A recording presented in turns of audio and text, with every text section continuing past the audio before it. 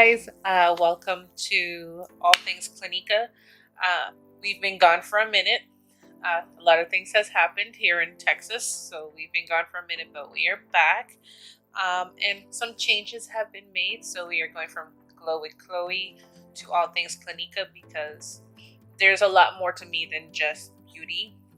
And so we're going to be doing All Things Chloe, and we're going to be talking about motherhood, marriage, lifestyle, health and fitness, polycystic ovary syndrome, and of course, marriage, so all things clinic. And so we're going to be addressing a lot of things, and hopefully the information that I'll be sharing here will help somebody with whatever they have going on in their life. So tonight we're going to be doing something a little bit different. I'm going to call it Pillow Talk with Clinica and Jose. This is my husband right here, Jose. And so we've been married for almost 10 years now. And we typically have these conversations, these little pillow talks where we talk about things that will either, help us reevaluate where we are in our marriage, help us think about maybe things we need to work on, and, just conversations that is thought-provoking and keep us in tune with each other. And we've had the conversation pop up lately about partnership versus ownership in marriage. And we wanted to, bring that conversation to you guys and have a conversation. And maybe it can help someone understand the viewpoints of, both male and female in terms of partnership and ownership. I know I've been asked a couple of times by either friends or colleagues about how do I deal with certain things within my marriage, or does my husband allow me to do that and stuff like that, or girl, I can't do that, my man would never allow me to do that. And I was like, I don't necessarily have those challenges within my marriage. So we decided we'd come and talk about it and share female and male perspective and share how we do things in our marriage. And maybe it can help someone who's either engaged or looking to get married, or dating and want a perspective on how to go about marriage. And so that's why we're having this chit chat. And if you guys like it or want to see more videos like this, hit the like button so that I know that you like it. Don't forget to comment and put in your thoughts if you have additional thoughts to add into what we are going to be talking about. And most importantly, subscribe, because subscribe, because I'm trying to grow the family. Listen, we have transitioned from Glow with Chloe to All Things Clinica, but still great content. And like I said, I hope that I can pass on some enlightenment to someone out there who can help them in something that they have going on. So women and men. Yes, women and men. We're not exclusive just to women. I feel that that's part of the change as well, because he'll pop in from time to time and give a male perspective on certain things. And we want to help someone out there who might be having some challenges that they may need some guidance on. So let's get into it. I have a few topics I've had jotted down, so I'll look down from time to time, and we'll see where this goes. So yes, you ready? Let's do it. Okay, so this is question heat actually.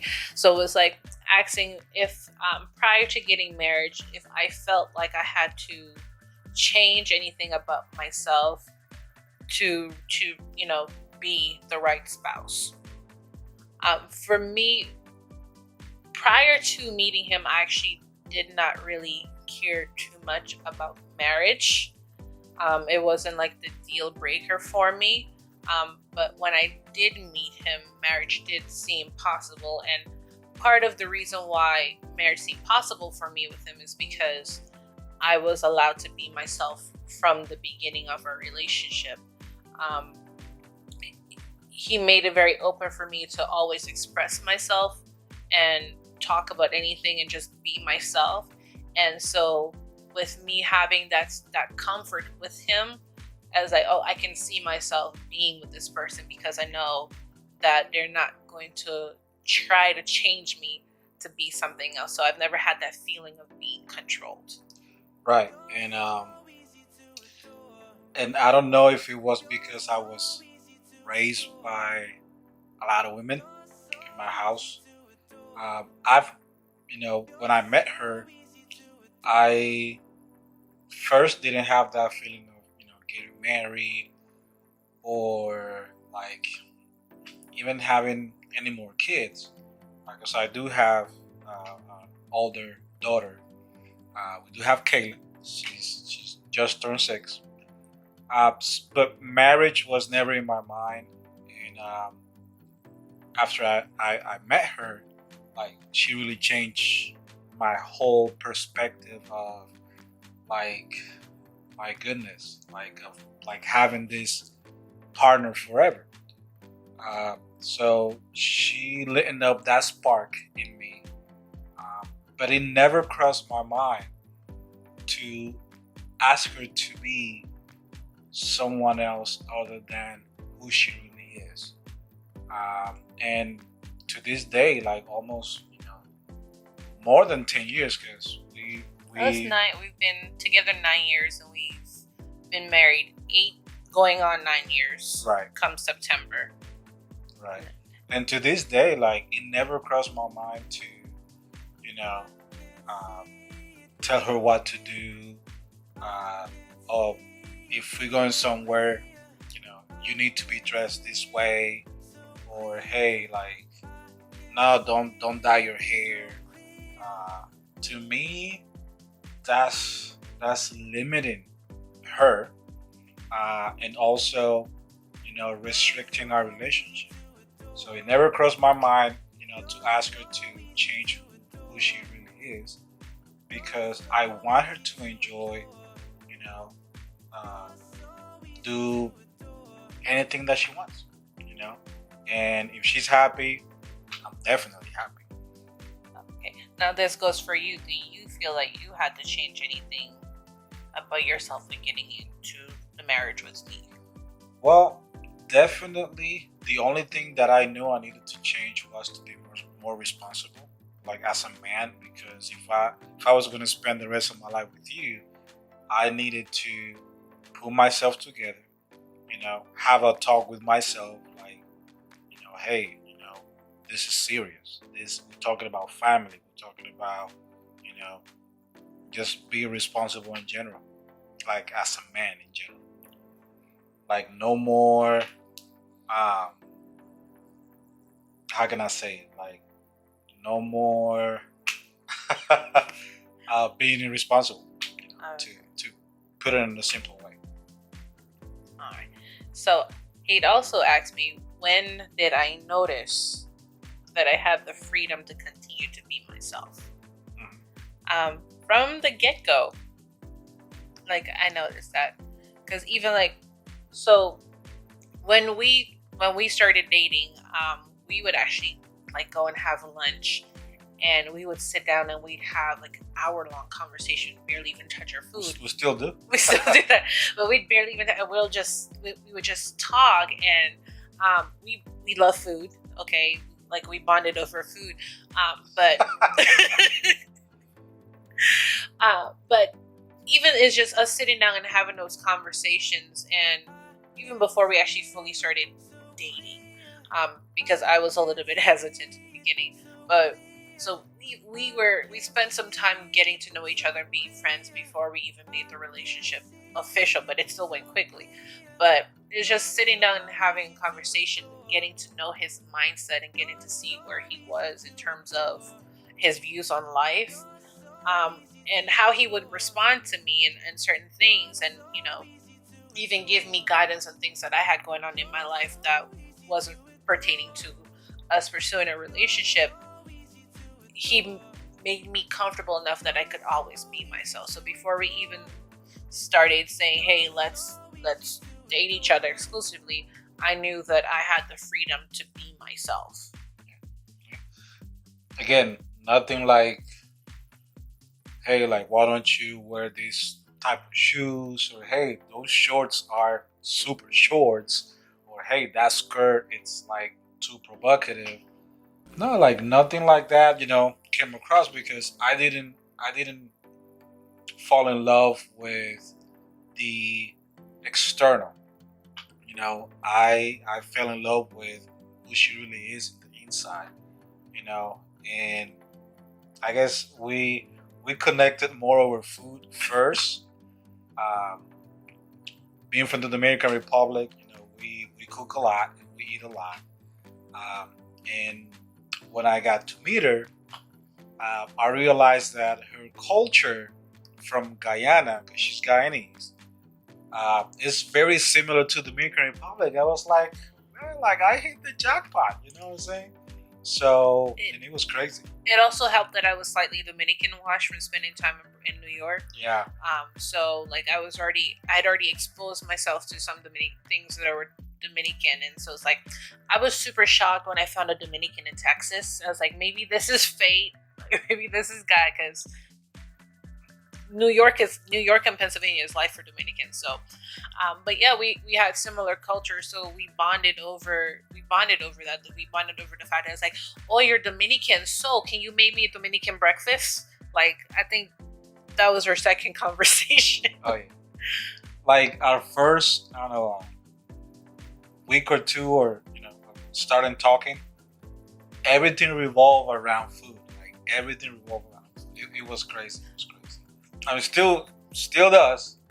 Yeah.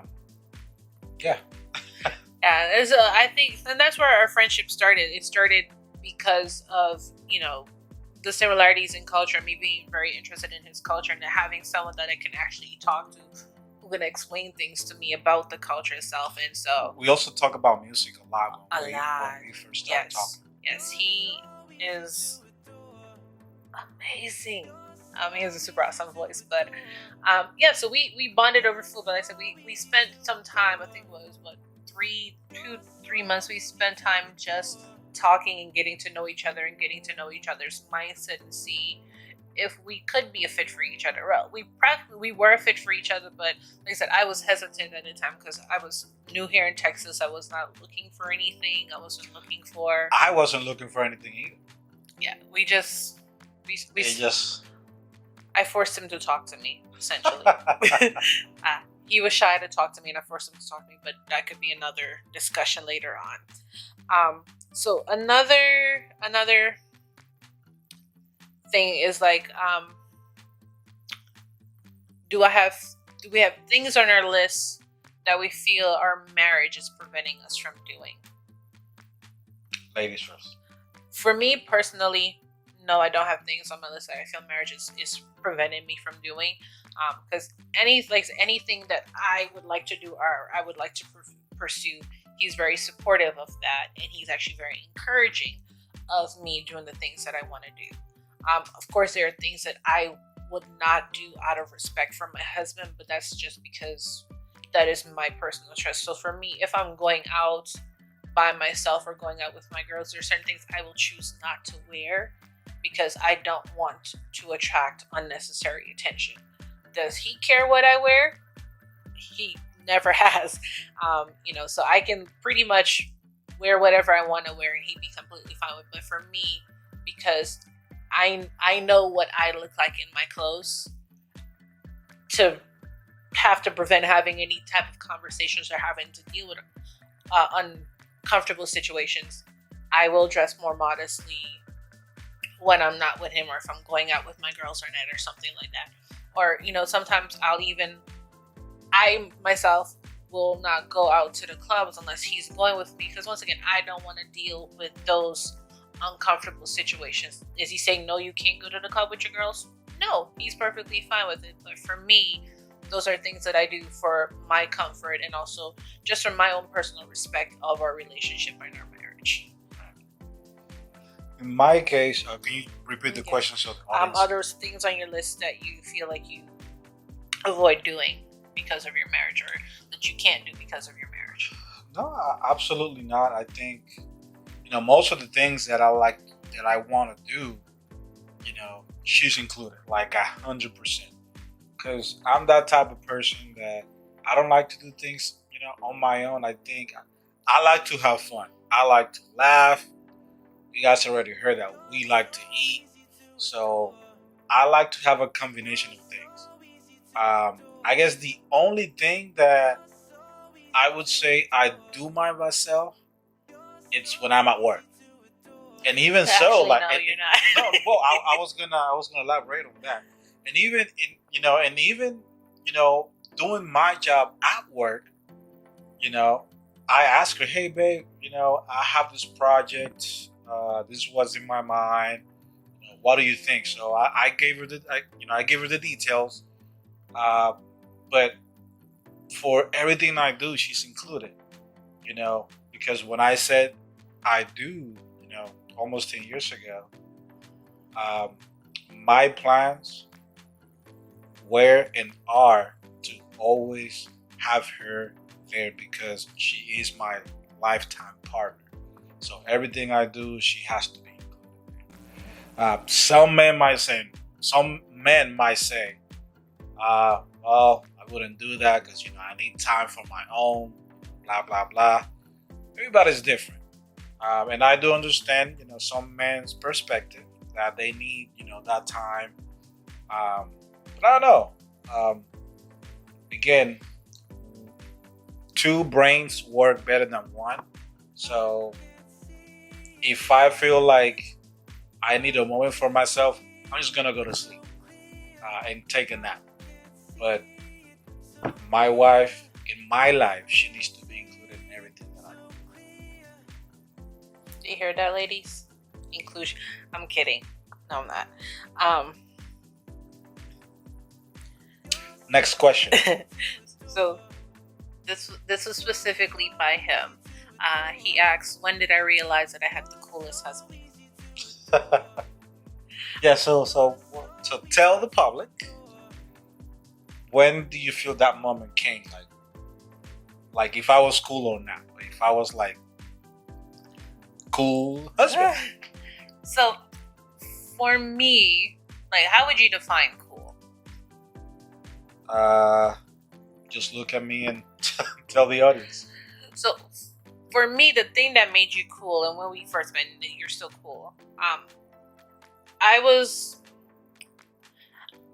slightly a health buff. We love food, but we also like being healthy. And so, one of the things that made him really cool and made him a cool husband for me was that he was like a gym rat.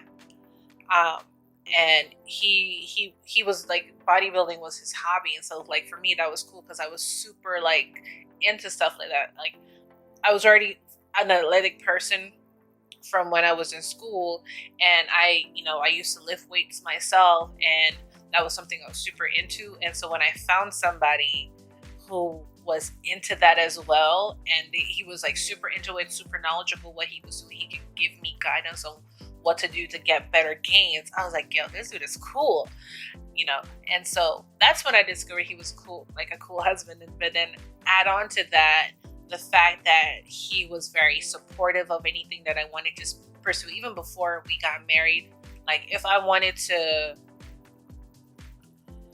start a new craft or change my hair or whatever, change my style, he was like, yeah, go ahead, do it. Like he was very supportive, and so that added the cool factor to him. But I think the overall thing that made you a super cool husband is just you're open-minded to anything that I wanted to do. Yeah, because I think um, most men make that mistake. The way I see it is that if your wife likes to do something, like even at home, work on crafts, she likes music, write songs. Like I really don't like when men, say, "Oh, how's like for example, hey, how's your wife doing? How are the kids? Oh, my wife, she's in her corner, writing her songs, blah blah blah, or nah, she's doing whatever." And the way they say it, that they don't like it. They don't like what she does. But if you ask that man, okay, why don't you like it? Like they don't give you a reason.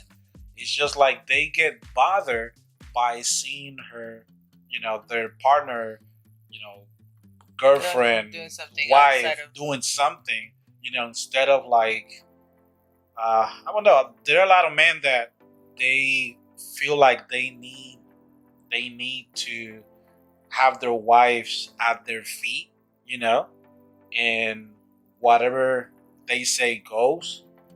Um, I don't know.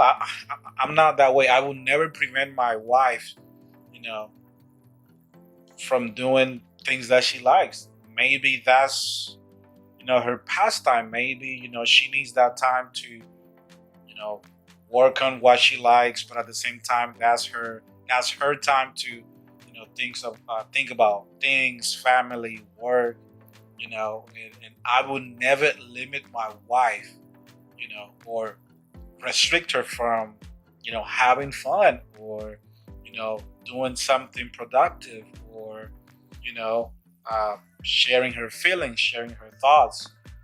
And a lot of men don't do that. And I think when you restrict your significant other, I don't think that's a healthy relationship. I think that's just a recipe for that relationship to go south. Okay. So to add on to that, because what sparked this conversation with us was we've been seeing a lot of things on social media, whether it be YouTube, Facebook, TikTok, stuff like that. We've seen a lot of things where the topic of submission comes up.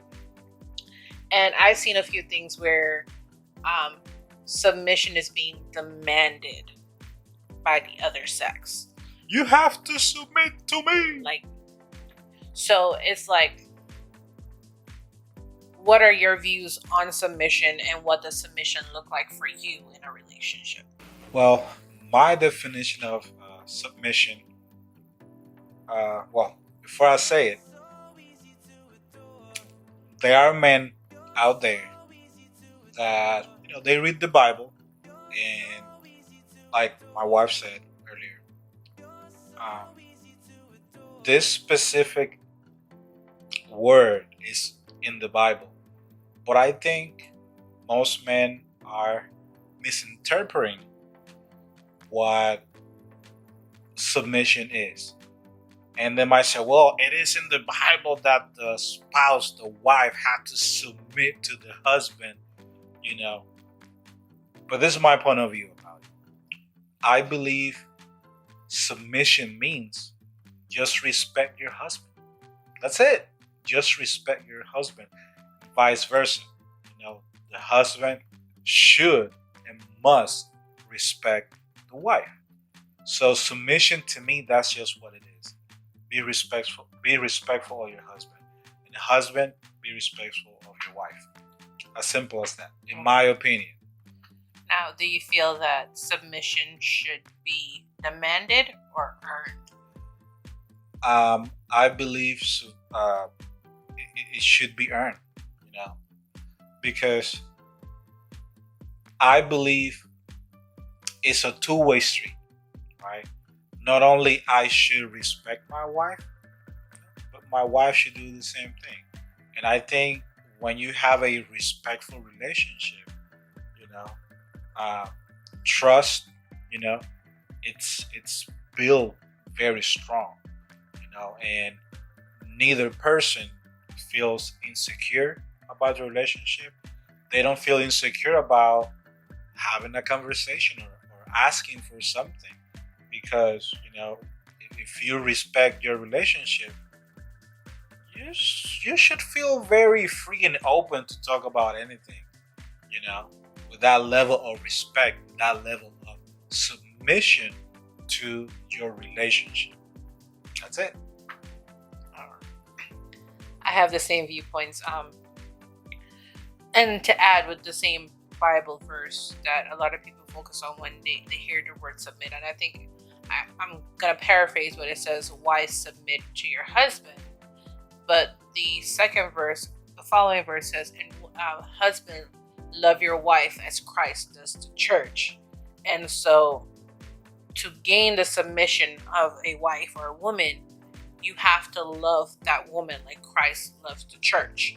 And so if you are not loving the woman the way that she should be loved, then you should not be getting the type of submission that you are demanding from her. because it is something that does have to be earned, like first respect and trust. And if you're speaking outside of a marriage or a romantic relationship, respect is something that has to be earned from another individual. So to expect something different from that in a romantic relationship where you're looking to build a partnership and you're looking to spend hopefully the rest of your life together, it's a little bit one-sided and mind-boggling to me. Right. And so for us, he has never demanded submission from me. He's definitely earned it from me, and I was willing to submit to him because he showed me that he loved me like Christ loved the church. Right? So he showed me. And before you continue, this is just our opinion, guys. All right. A lot of people may have their own perspective, right?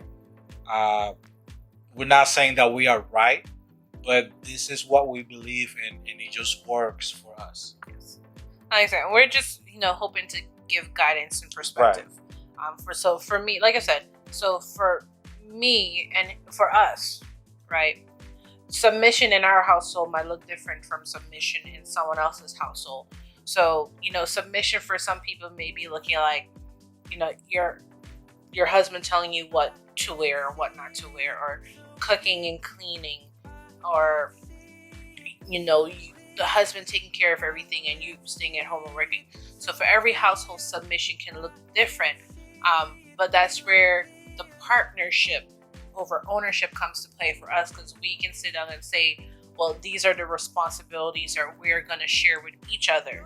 And that's our way of submitting, because we're saying we're going to do these things together. You have your freedom to pursue what makes you happy. He has his freedom to pursue what makes him happy. I can change my hair color as often as I want. I can wear whatever I want to wear and stuff like that. Vice versa to him. But there's still things that we do together in our marriage that represent us submitting to each other. Right. I'll give you an example. Let's say she wants to get her nails done. By the way, she does a great job with her nails. Like, she's really good at it. And and she doesn't have to, but she comes up to me and she asks me, hey, what do you feel about these nails, right? Like, should I make it pointy? Should I make them like square, a little oval or rounded? I'm not an expert in nails, but I'm just saying what I've seen. Probably I'm not using the right terms for, right? Okay. But because why would I not let her do her nails? Like, why? Why would I not let her have fun with it? This is something that she likes. Sometimes nowadays we don't go outside the way like we used to. Everybody knows why, and since we are spending more time inside the house, we work from home and things like that, we need to put our minds, somewhere, right? And she comes up to me and say, hey, how do you feel about this style? And I'm super duper extra quadruple open-minded. I'm a very down-to-earth guy, and it's difficult for me not to like the things that she likes, because she's really good at anything she does. And when she comes up with ideas like, hey, how do you feel about my nails? Or she's very good at sewing. I'm decent, yeah. So. Right. So like sometimes she makes a shirt or a skirt or some shorts. Like, hey, that's really good. Hey, what do you think? So I give her my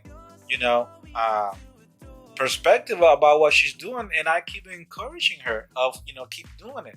Like, why not let her have fun with what she likes to do? And this is what I don't get about some men.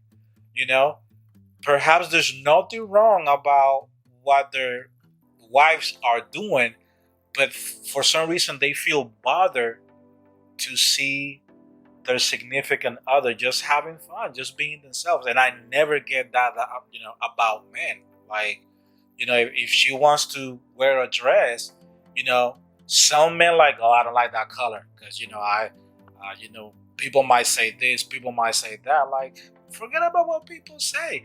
If your wife feels comfortable and happy about wearing something, you know, let her be. Like, let her be. Like, are you that insecure that you wouldn't let your wife, I don't know, wear a shirt or have her nails using certain colors? Like, I've never get it. So when it comes to my wife and the things that she likes, and you know, I'm I'm with her 100% because you know I just think that um when it comes to being a husband, I have to support my wife no matter what. And that's just the way I think. That's just the way I am. You know, I would never be that rock, you know, being an obstacle for my wife growth, whether it's mental, emotional. She knows that I'm there with her 100%, no matter what she pursues. I don't even have like anything for that. And for us, that's what submission looks like for us. So even though I don't necessarily need his opinion on something, I still do go and get his feedback on it because it is important to me what he thinks about what I'm doing. At the same time, it's like I don't do my nails because he likes it. I do them because that's one of That's what you like. Yeah, it was one of my creative outlets. But me coming to him and getting his input and getting him involved with it, that's one way that we submit for each other, and Right. And sometimes, you come at me and you ask me, hey, do you like this?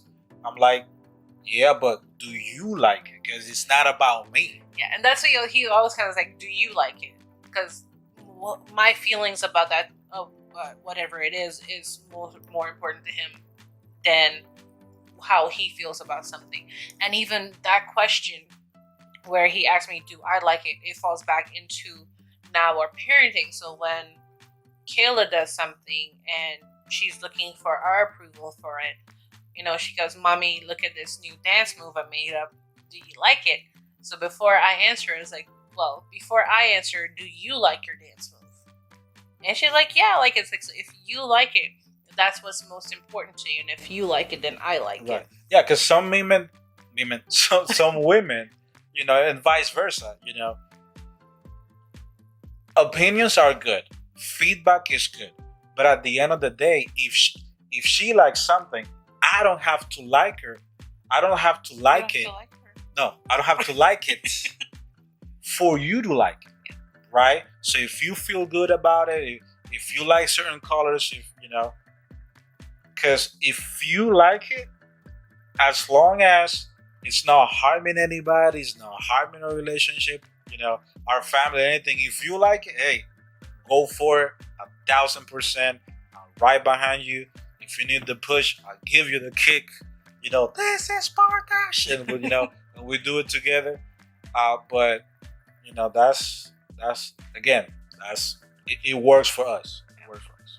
And so, along with submission, another thing that tends to happen a lot in submission, or people's idea of submission, is gender roles within relationships. Like, he'll take out the trash, she cooks and clean. Now, for us specifically, we don't have a specific gender role within our relationship. Right.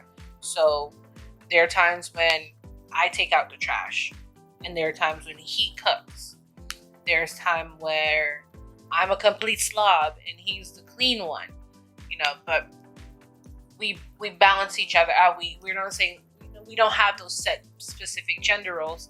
And I know I've encountered situations where either friends where, I've had a friend come to me, and this even pre-meeting you, where they're in a long-term relationship and they have an issue where their spouse is expecting them to be solely the one cooks and cleans, Right. and they see that the cooking and cleaning aspect of a relationship, or a woman do that as a form of submitting. Right. I definitely don't go like that. If you feel like cooking, hey, go ahead and do it. If you feel like, I don't know, cleaning today, hey, go ahead and do it.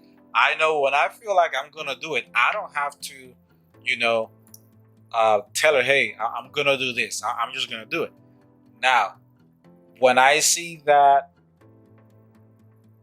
whatever needs to be done it has to be teamwork has to be implemented. I look for opinions, I look for options, I look for resources, and she's the number one resource. I have to, hey babe, how do you feel about this? Right? So teamwork definitely is in our household. Everything we do, it's teamwork. Like it should be the way we think about it. Because sometimes, in some relationship, the balance is like this. Sometimes it's like this. Ideally, it should be balanced, right? And don't get me wrong, we're not the perfect marriage, even though I think we are. Um, but if someday, the balance is like this, trust me, we find a way very quickly to balance it out. And some Like of, very quickly. some of the ways we will balance it out is like, we'll have these conversations. We'll have these where it's just the two of us in a room, and we'll have the conversation and reevaluate ourselves and figure out what is it that we need to work on to get that balance back together. So part of our submission is always having that open line of communication, right? So let me share something with them. Something happened here at home last week, and if it's what I'm thinking, yeah, 2 weeks ago. Yeah, something happened 2 weeks ago here in our home, and I did something that it wasn't right. It wasn't right, and I immediately took ownership, responsibility, and I was honest with myself. I recognized what was wrong, and and I have to share my feelings about it. But at the same time, I needed guidance, and she's my guidance. This is my go-to when things like that happen, because a real man recognizes what's wrong, puts pride on the side, and humble himself. And that's what I do. And when I know something is wrong from my part, I immediately make an assessment of it, and apologizing is one of the greatest things ever. Sometimes I'll take a moment and I'll go to a quiet place, or I'll be very quiet about it. But he'll know, and he'll come to me. He's like, "Hey, babe, let's go have a conversation, because I can tell by your face that something is bothering you, and let's figure out what it is, so that way we can fix it."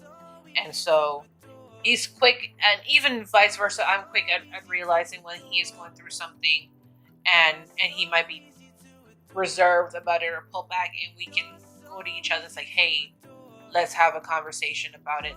Let's try to fix it. I think the only time where we've had a situation where we hadn't talked to each other in a while, we didn't fix something right away, was when Kayla was like around 2-ish, I think it was. But we've always been able to still like take our moment apart from each other, or would it be like hour or 2 hours or so, reevaluate ourselves and come to each other, and then have a conversation with each other about things that we need to fix about each other, and things that we need to learn to adjust to when it comes to parenting. For us, communicating with each other all the time Communication is key. Is what we do. And so we have a lot of moments where we'll have these conversations. We'll sit down and we'll have these conversations. A lot of times they're not in front of the camera, but we'll reevaluate things. So at the end of the day, he is my best friend, and if I can't talk to him about the serious things that are bothering me, and if I can't come to him about things in our relationship that we need to work on, then it's like, what's the point? Right. And so we've been friends first, and we still remain friends first. Yeah. And so we can clear it all the bull and just talk to each other. No, it's not always easy, but we do it because it's worth having those conversations, so that way we know what we've worked on, what we need to work on, and we keep working at it, so that way this marriage can make it till the end of our time. Right. And I'm not talking till no. He's stuck with me for life. I tell him all the time, he's stuck with me for life. I'm not going anywhere, even if he tries to get rid of me. All right. So what's the next question, Ben? Why don't we see more men with your mentality? Wow, very good question. Why don't we see more men with my mentality? Whew. Well, I think it's something that I think pride.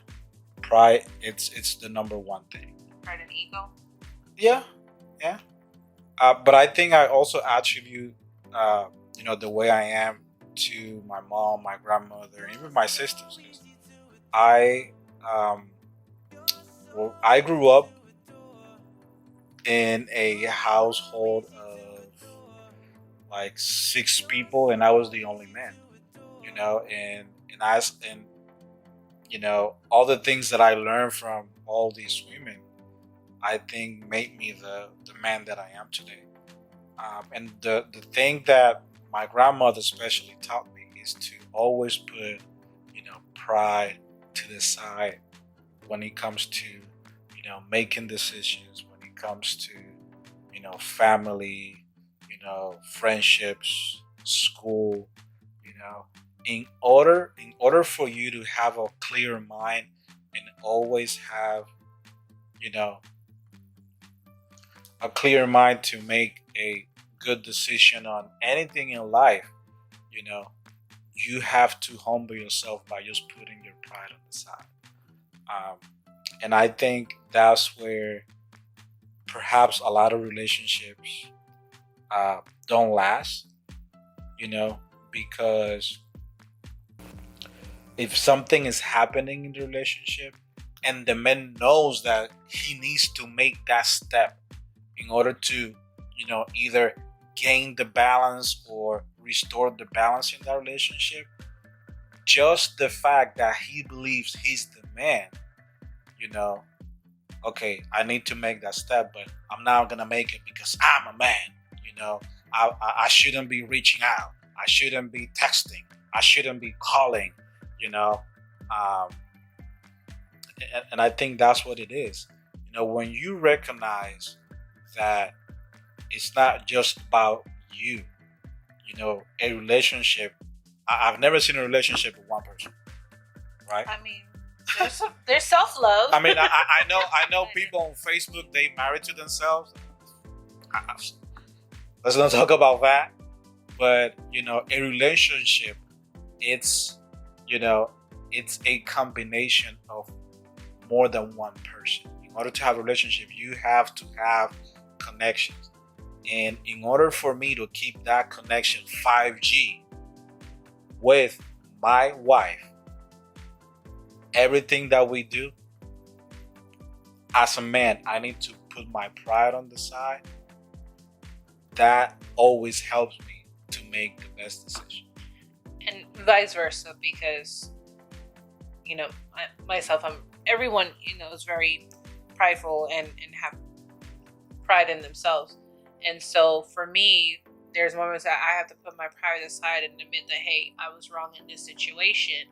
and put that pride aside and say, let's work on this. And so I think recognizing when you're wrong and working on it and fixing it and admitting it, it's a hard thing to do, but you gotta, admitting when you're wrong and talking to your partner and working on a resolution is a lot better than holding on to that pride and holding that in. And so Yeah, there are men out there that they know they're wrong, but because they don't want to look weak, right? Because I'm the man, right?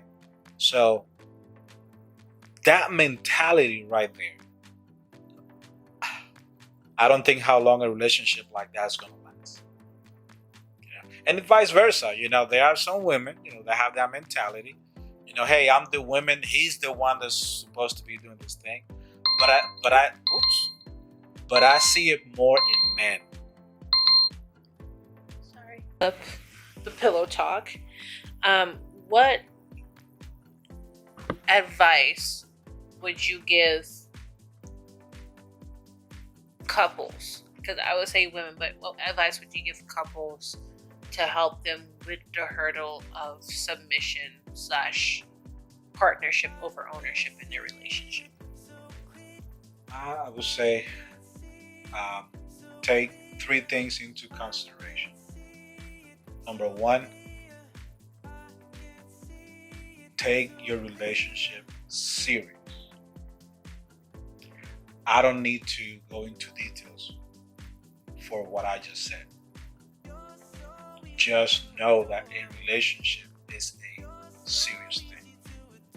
Number two, even though you're gonna take it seriously, have fun.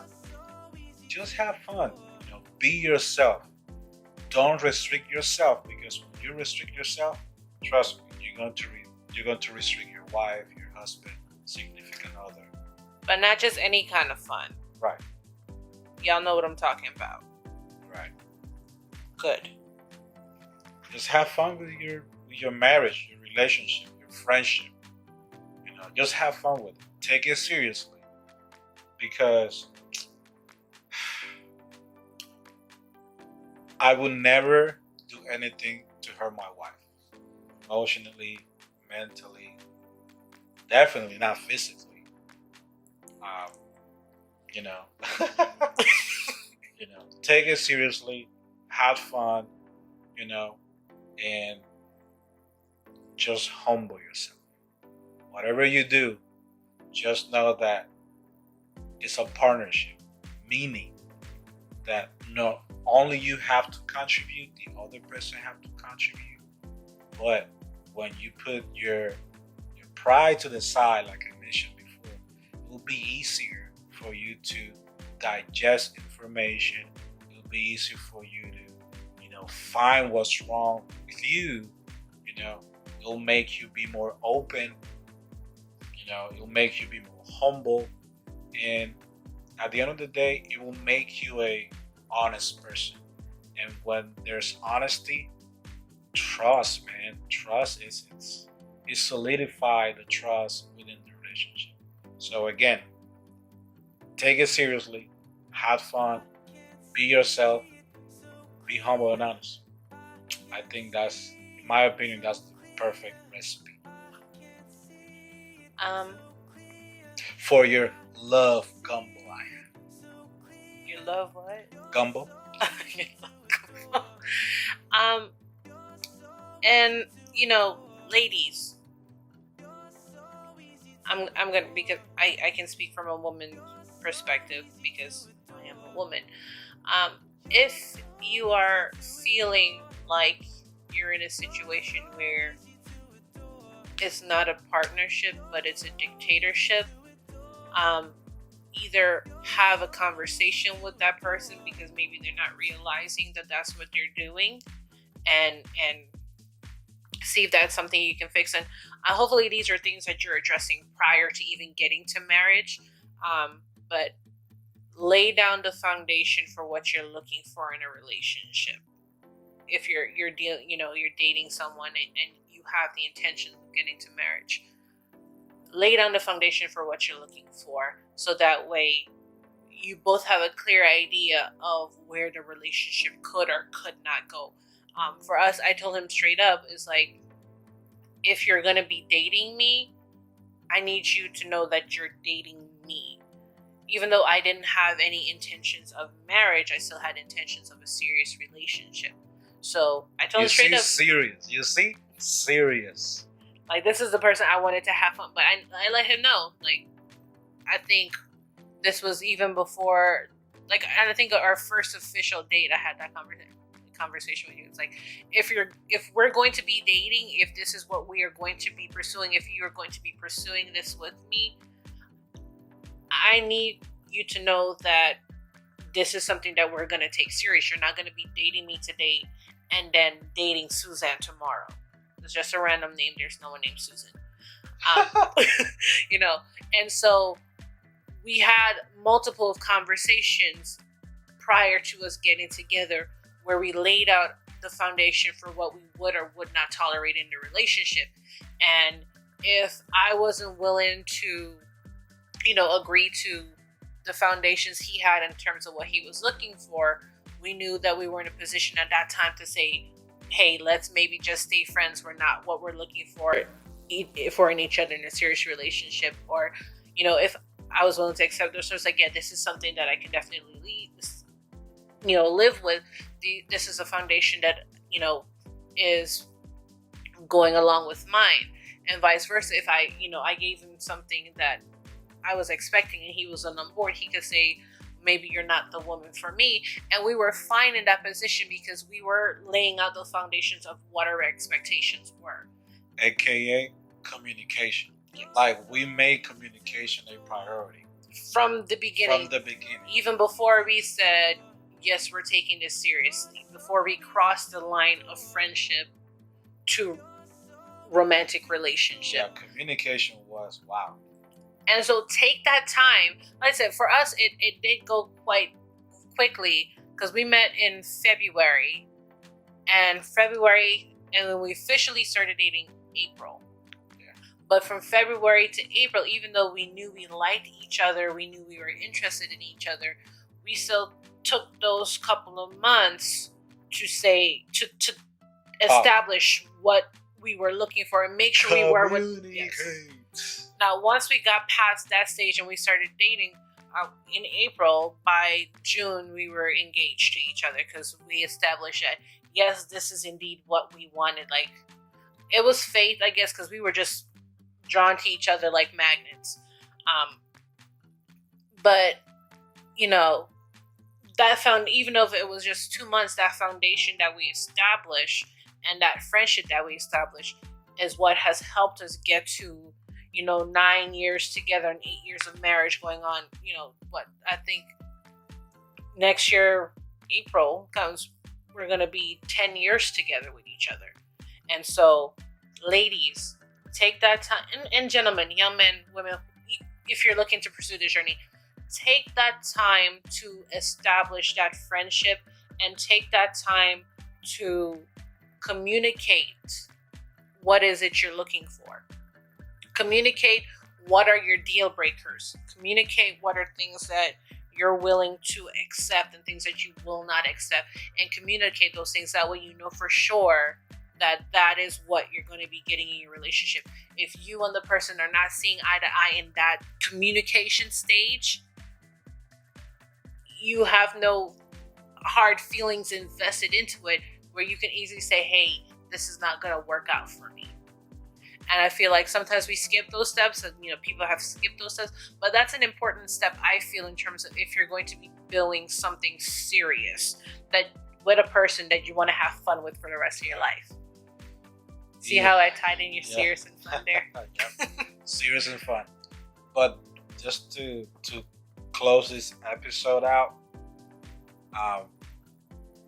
the one thing that has always helped us be in this position is putting God first. God first. Not me first. Not her first. But God. God first. That's it for Pillow Talk. Part one, part or one episode is, one. you know, like I said, comment down below if you have anything to add to the conversation.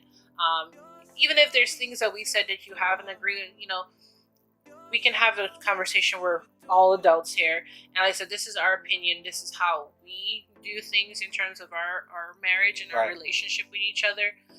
And this is our viewpoint. And like I said, I would like to get other people's thoughts and feedbacks into this situation. Suggestion for future topics. His point of view and things as well. And, because he has a really awesome point of view on our take on the world, I think. And that, like, it keeps me intrigued. Like, it's like, how did your brain work, dude? And so, so yeah, if you want to see his point of view more, and if you want to, us to have these talks, definitely comment down below, give us suggestions on topics you would like for us to talk about. Like this video, let us know if this is something that you would like to see more of. Definitely like it, even if this is something was just like the video. That's it. And comment and subscribe.